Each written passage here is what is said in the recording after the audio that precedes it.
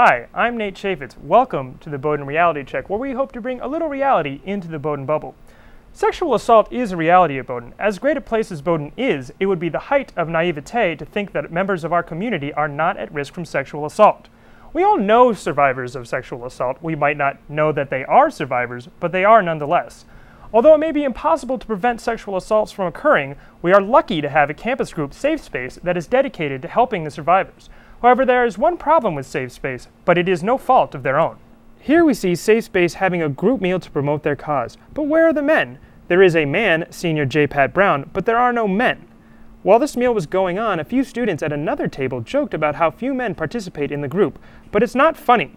Here are co-presidents of Safe Space, Seniors Liz Lewant, Kat Armstrong, and Emily Coffin explaining why Bowdoin would benefit greatly from having more men participating in Safe Space. The reason Safe Space training would be valuable for not only women but men as well is it just gives you a really breadth of information and training, not only for providing services for survivors of sexual assault, but just in general. It gives you incredible listening skills, kind of a mindset in how to provide support. The reason that having more men in Safe Space is important is that it'll allow us to more fully fulfill our mission. Safe Space acts as advocates to survivors of sexual assault, and without having male advocates, we lose 50% of possible support system. Put it in the context of your experience of what would it feel like to have your girlfriend or your good friend or your sister come up to you and have built up the trust and be kind of considering you that close to them and that valuable of a resource to confide in you an experience of this degree. And then what would happen to them and to you if you don't have the resources to respond appropriately. So again, just kind of bringing it back to home and basically realizing the consequences of our own actions and how on Bowdoin campus this can be affecting the men and how they can be affecting the women.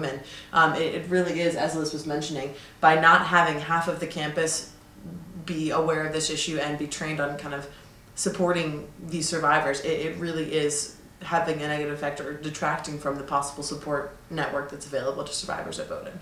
Many women at Bowdoin know how scary walking through campus can become once the sun goes down.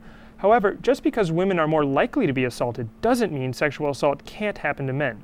Furthermore, even if you yourself have not been assaulted, chances are at least some of your friends, male or female, have been. Shouldn't this campus do all that it can to help these survivors? As we heard from Liz, Kat, and Emily, men participating in Safe Space would be working towards just that. I don't mean to slight Be Massive, the all-male campus group that advocates sexual assault awareness and prevention.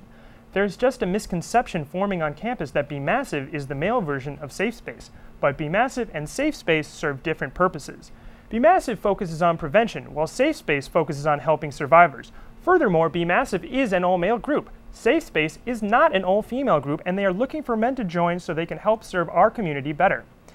Liz, Kat, and Emily tell me that there is one man in training to become a Safe Space member. Next semester, he will join JPAT as the other active male Safe Space member.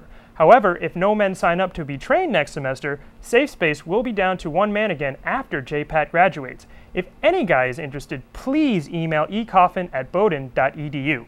So I say cheers to any man who signs up, but I'll buy a beer for any man who finishes training this year. Thanks for watching, and now back to Dana.